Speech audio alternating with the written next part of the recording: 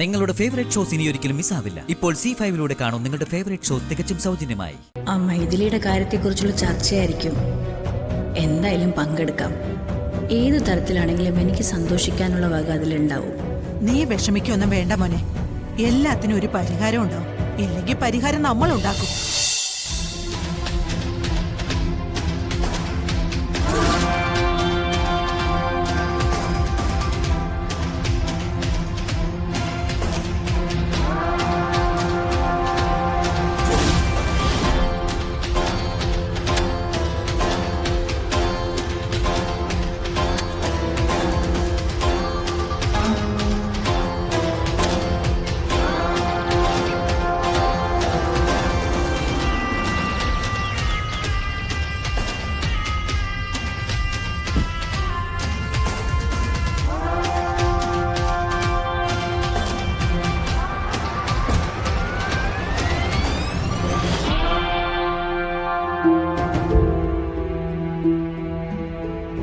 ഇതെന്താ തിരുമേനി ഇപ്പോ? ഇദ്ദേഹത്തെ ആരെങ്കിലും ഇങ്ങോട്ട് ക്ഷണിച്ചിരുന്നോ? ചില മനുഷ്യരെ ക്ഷണിക്കാതെയും വരുമമ്മ. വരാതിരിക്കാൻ പറ്റില്ല. കാരണം അവരുടെ മനസാക്ഷി അവരെ വെറുതെ വിടില്ല. എന്തൊക്കെയാ മോളെ നീ പറയുന്നത്? അമ്മയ്ക്കൊന്നും മനസ്സിലാവുന്നില്ലല്ലോ. ചില സത്യങ്ങൾ അറിയുമ്പോ അമ്മ തന്നെ ഞെട്ടിപ്പോവും. ഇതൊക്കെ ഈ ലോകത്ത് നടക്കുന്നതാണോ എന്ന് ചിന്തിച്ചു പോവും. അമ്മേ, ആ തിരുമേനിക്ക് ഒരു വലിയ കള്ളം നമ്മളോട് പറയേണ്ടി വന്നു. ജ്യോതിഷം കൃത്യമായി നോക്കി പറയുന്ന നല്ലവനായ തിരുമേനി നമ്മളോട് പറഞ്ഞത് കള്ളോ? 21 ദിവസം മൈഥിലിയും കാർത്തിയേട്ടനും ഭാര്യ ഭർത്താക്കന്മാരായി ജീവിക്കണമെന്ന് തിരുമേനിയുടെ ജ്യോത്സ്യവിധി ഒരു ചതിയായിരുന്നു. ആ ചതി തിരുമേനിയെ കൊണ്ട് ചെയ്യിപ്പിച്ചത് മറ്റു ചിലവരെ. അയ്യോ, അതാരാ? ആരൊക്കെയായിരിക്കും ഇതിന്റെ പിന്നിലെന്ന് അമ്മയ്ക്ക് ഊഹിച്ചെടുക്കാവുന്നതേ ഉള്ളൂ. ഈശ്വരാ, അന്ന് ഈ കാര്യത്തിൽ എനിക്ക് ഡൗട്ട് ഉണ്ടായിരുന്നു. തിരുമേനിയോട് ഞാനത് ചോദിക്കുകയും ചെയ്തു. അന്ന് അദ്ദേഹം ഉരുണ്ടു കളിച്ചു. പക്ഷെ പിന്നീട് അദ്ദേഹത്തിന് അത് തുറന്നു പറയാതിരിക്കാൻ കഴിഞ്ഞില്ല.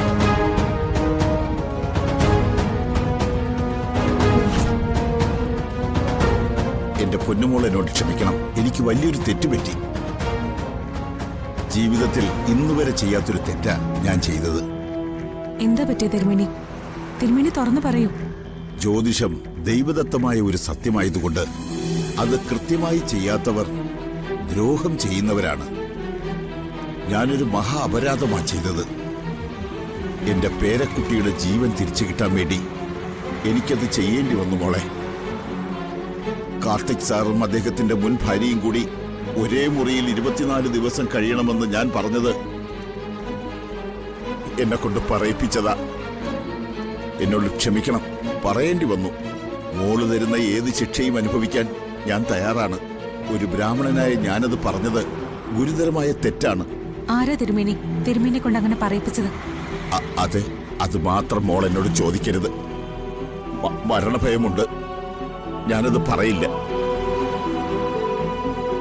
ശരി, വേണ്ട, തിരുമേനി പറയണ്ട.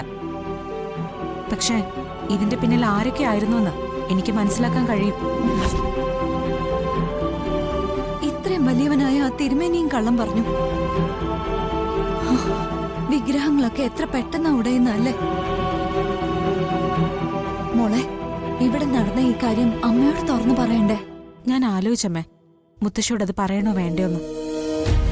വേണ്ട, മുത്തശ്ശി വല്ലാതെ തകർന്നു പോവും. ഒന്നാമത് മുത്തശ്ശി ജ്യോതിഷത്തെ കണ്ണടച്ച് വിശ്വസിക്കുന്നുണ്ട്. മറ്റൊന്ന്, ആ വിശ്വാസം ഒരു കുടുംബത്തെയും പ്രത്യേകിച്ച് എന്നെയും കാർത്തിയേട്ടനെയും വല്ലാതെ തകർക്കുന്നുണ്ടെന്ന് അറിയുമ്പോ വേണ്ട, അത് പറയണ്ട. പിന്നെ ഇപ്പൊ നടന്നുകൊണ്ടിരിക്കുന്ന ഈ പ്രശ്നങ്ങളൊക്കെ എങ്ങനെ അവസാനിപ്പിക്കും? അതിന് ഞാനൊരു വഴി കണ്ടുപിടിച്ചിട്ടുണ്ട്.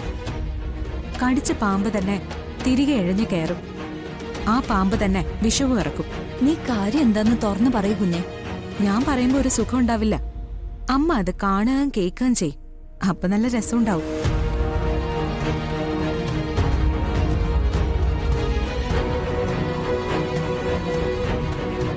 എന്നാലും എത്ര പെട്ടെന്നാണല്ലേ അവരുടെ നിറം മാറിയത്. ഓന്തിന്റെ ജന്മമല്ലേ കൈമളേട്ട അവക്ക്. ആലോചിച്ച് നടത്തിയ ഒരു കല്യാണോ? ഇങ്ങനെയൊക്കെ വരുമെന്ന് നമ്മൾ കരുതിയോ? എന്തായാലും വല്ലാത്തൊരു ശാപമായി പോയി.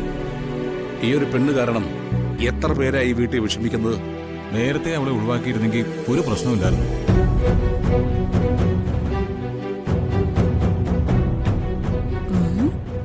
ആ മൈഥിലിയുടെ കാര്യത്തെക്കുറിച്ചുള്ള ചർച്ചയായിരിക്കും. എന്തായാലും പങ്കെടുക്കാം. ഏത് തരത്തിലാണെങ്കിലും എനിക്ക് സന്തോഷിക്കാനുള്ള വക അതിലുണ്ടാവും. നീ വിഷമിക്കൊന്നും വേണ്ട മോനെ. എല്ലാത്തിനും ഒരു പരിഹാരം ഉണ്ടാവും. ഇല്ലെങ്കിൽ പരിഹാരം നമ്മൾ ഉണ്ടാക്കും.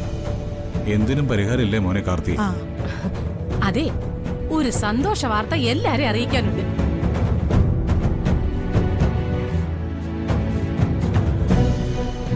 സന്തോഷ വാർത്തയോ? അതെ അമ്മേ, ഈ തറവാട്ടിൽ എല്ലാവർക്കും തലവേദനയായി അലങ്ങി തിരിഞ്ഞ ഒരു ദുരാത്മാവ് ഒരു മന്ത്രവാദിയുടെ സഹായമില്ലാതെ ഒഴിഞ്ഞു പോയിരിക്കുന്നു.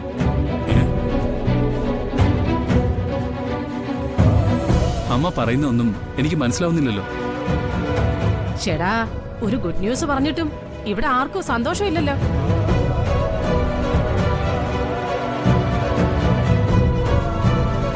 ആ മൈഥിലി പ്രേതം ഇവിടുന്ന് ഒഴിഞ്ഞു പോയിന്ന്. പോയെന്നോ? ആ, അവളോടെ പോയി. വല്ല കരിമ്പനയിലും കാണും.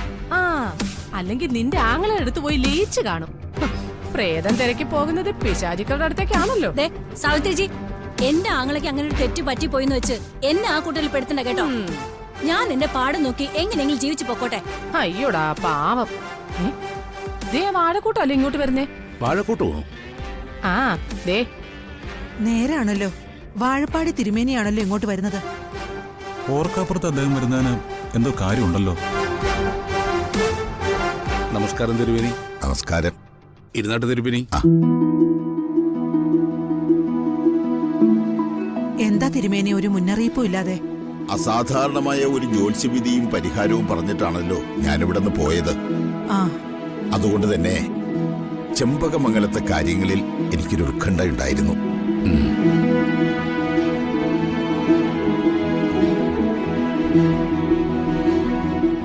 അതായിരിക്കാം ഇന്ന് രാവിലെ നിമിത്തം പോലെ ചില കാര്യങ്ങൾ എന്റെ മനസ്സിൽ തെളിഞ്ഞു വന്നത്.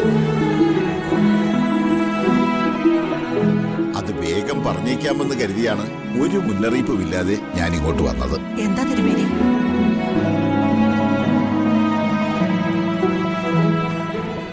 ചെമ്പകമംഗലത്തെ പരദേവതമാർ ചില കാര്യങ്ങളിൽ പ്രസാദിച്ചിരിക്കുന്നു. അതുകൊണ്ട് ഇനി മുതൽ മൈഥിലിയും കാർത്തിക് സാറും ഒരേ മുറിയിൽ അന്തി ഉറങ്ങണ്ട.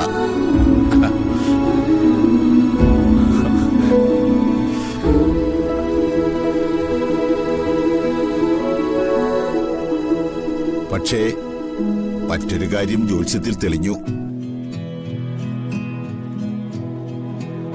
നിർബന്ധമായും നാളെ തന്നെ കുഞ്ഞിന്റെ ചോറൂണ് നടത്തണം. ഡൗൺലോഡ് ചെയ്യൂ C5 ആപ്പ്. കാണൂ എല്ലാ എപ്പിസോഡുകളും സൗജന്യമായി.